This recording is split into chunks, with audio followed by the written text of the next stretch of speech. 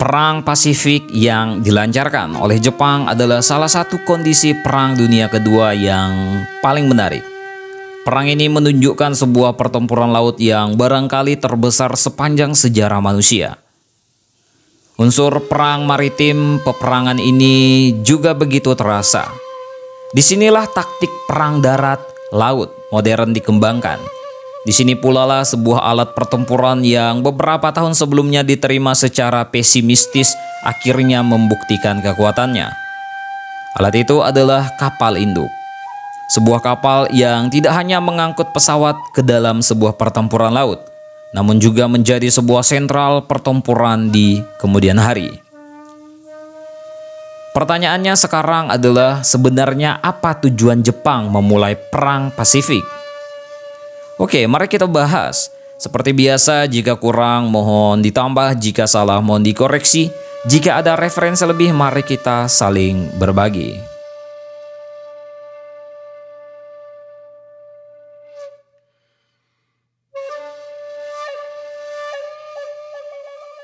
Jepang adalah negara satu-satunya di Asia yang berkembang secara cepat, baik di bidang teknologi, produksi, maupun militer. Dengan restorasi Meiji, negara ortodoks itu dapat membuka diri menerima pengaruh dari luar yang berujung pada keselamatan negaranya.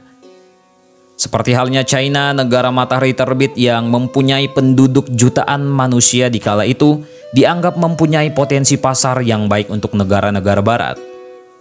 Belanda, Portugis, dan Amerika Serikat berlomba-lomba untuk menanamkan pengaruhnya di negara kepulauan itu. Jika ini terus berlanjut, maka nasibnya akan sama saja dengan India, Asia Tenggara, dan China, menjadi koloni bagi bangsa-bangsa asing. Doktrin Jepang di kala itu hanya satu, menjajah atau dijajah. Maka perluasan wilayah pun terjadi. Pada tahun 1905, Jepang menganeksasi Korea, menyusul Manchuria pada tahun 1931. Bersamaan dengan itu, industrialisasi Jepang berkembang. Sistem feodalisme lama atau yang disebut dengan shogun dilenyapkan. Angkatan perang negara dibentuk dan angkatan laut dikembangkan dengan teknologi terbaru. Salah satu bukti keberhasilan pembangunan angkatan perang ini adalah kemenangan Jepang atas Rusia pada tahun 1905. Kemenangan Jepang atas Rusia ini menghancurkan dominasi kekuatan Rusia di timur jauh. Kemudian di tahun 1937 Jepang meluncurkan invasi besar-besaran ke China. Negara yang sedang terpecah belah itu harus rela menyerahkan hampir seluruh pesisir pantainya kepada asing dalam waktu yang begitu singkat. Beijing dan seluruh bagian utara China pun runtuh dalam bulan-bulan awal peperangan.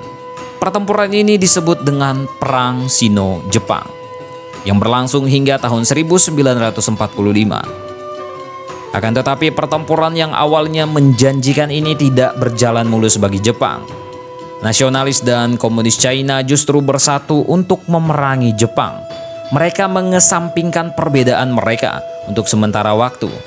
Hasilnya, Perang Sino-Jepang menjadi sebuah kampanye peperangan yang panjang, melelahkan dan menguras sumber daya alam. Jepang tidak mampu memenuhi kebutuhan sumber daya alam mereka sendiri. Baja misalkan, sebagian diimpor dari Amerika Serikat dan minyak diimpor dari koloni-koloni Eropa di Asia Tenggara. Liga Bangsa-Bangsa menganggap penyerangan Jepang ke China adalah sebuah kejahatan. Oleh karena itu Jepang terus-menerus mendapatkan sanksi antara lain dengan pembatasan-pembatasan tertentu pada perdagangan bahan mentah. Jepang tidak mempunyai pilihan lain kecuali merebut sumber-sumber bahan mentah di sekitarnya. Beruntung bagi Jepang, Korea dan Manchuria mempunyai cukup bahan tambang seperti batu bara dan besi. Namun untuk minyak ia terpaksa harus mencarinya ke tempat lain. Sintesisasi batu bara ke minyak belumlah begitu berkembang di masa itu. Ketika Perang Eropa pecah di tahun 1939, Jepang melihat sebuah peluang untuk ikut ambil bagian dalam konflik itu. Tujuannya hanya satu, kuasai tempat-tempat yang kaya akan hasil bumi. Butuh waktu lama bagi Jepang untuk mempersiapkan invasinya ke Asia. Ia harus mempertimbangkan kemungkinan Amerika Serikat, satu-satunya negara yang mempunyai kekuatan maritim yang kuat di Pasifik, menjadi penghalang rencananya. Oleh karena itu, Jepang menginginkan sebuah serangan yang mampu untuk menghancurkan seluruh armada Amerika Serikat dalam sekali pukul. Rencana ini persis sama dengan serangan Jepang terhadap armada Rusia di tahun 1905. Pearl Harbor pun diserang oleh Jepang. Pelabuhan militer di Hawaii ini adalah pusat dari armada Amerika Serikat di Pasifik. Di sana bersarang 3 kapal induk, dan untuk meladeni ini Jepang mengerahkan 6 kapal induk terbaiknya. Serangan dilaksanakan pada pagi hari, Minggu 7 Desember 1941. Namun malang sekali bagi Jepang, kapal induk yang seharusnya berada di Pearl Harbor sedang tidak berada di sarangnya. Mereka sedang melakukan patroli rutin di sekitar Pasifik. 19 kapal perang Amerika Serikat rusak atau tenggelam, dan untuk sementara waktu armada Pasifik Amerika lumpuh. Publik Amerika tentu saja marah dengan serangan Jepang ke pangkalannya. Amerika yang sampai detik itu merasa tidak perlu terlibat dalam konflik manapun memutuskan untuk berubah haluan. Mereka pun mengerahkan seluruh tenaganya untuk membalas dendam. Dan hal inilah yang ditakutkan oleh Laksamana Isoroku Yamamoto, salah seorang perencana serangan Pearl Harbor. Ia bahkan menyebutkan, "Saya takut tindakan kita ini telah membangunkan raksasa tidur." Seperti yang sudah saya bahas sebelumnya, bahwa Yamamoto adalah lulusan salah satu akademi militer di Amerika. Bagaimana seseorang yang takut dengan kekuatan Amerika tahu betul potensi negara itu sampai berani menantang Amerika dan melawan sang raksasa tidur itu? Jawabannya adalah memang ia tak berniat melawan raksasa itu. Jepang sama sekali tidak mempunyai niat untuk menyerang Amerika di tanahnya sendiri. Bahkan menduduki Pearl Harbor pun tidak. Tujuan Jepang hanyalah Kepulauan Pasifik dan Asia Tenggara yang kaya. Ia berharap jika tujuannya telah tercapai, Jepang dapat merundingkan perjanjian damai, sama seperti perang yang ia alami sebelumnya.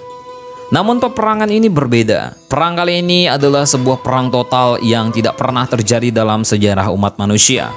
Publik Amerika yang kala itu begitu marah terhadap Jepang pun sampai berbuat terlalu jauh.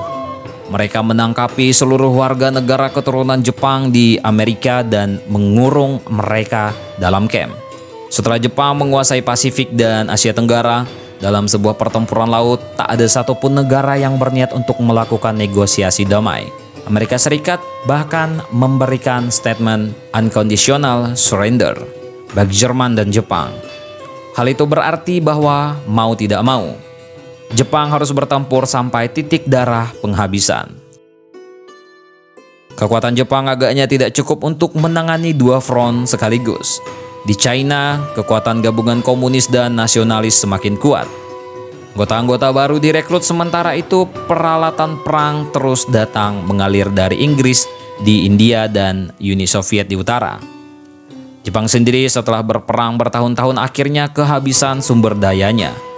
Anggota-anggota tentara yang baru direkrut semakin lama semakin muda dan semakin sedikit pelatihannya. Kebijakan perang seperti harakiri dan kamikaze ternyata berakibat buruk. Terutama kamikaze, di mana Jepang harus kekurangan tenaga pilot di akhir perang. Pilot tidak seperti tentara angkatan darat yang dapat dengan singkat dilatih dan direkrut. Pada akhir perang bahkan masih terdapat 10.000 pesawat berbagai jenis di tanah Jepang, menganggur dan terbengkalai. Tentang ini bagaimana menurut kalian, coy?